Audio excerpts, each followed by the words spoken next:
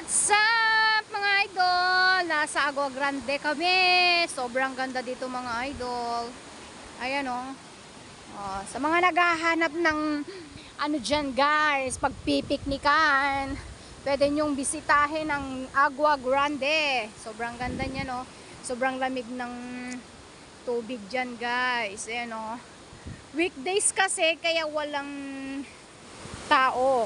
Ayan. Pero pag weekend, ay naku, sobrang tao. Wala kang pagliliguan dyan, kundi doon no, sa may mga falls dyan, sa may mga ilog-ilog. Ayan.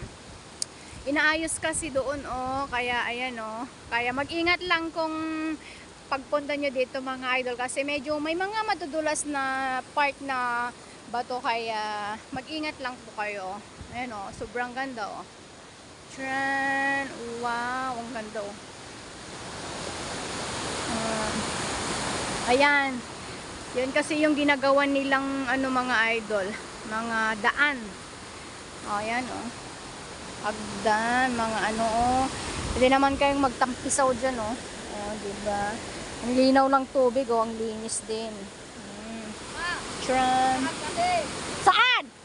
Ayan, thank you for watching mga idol. Bye bye.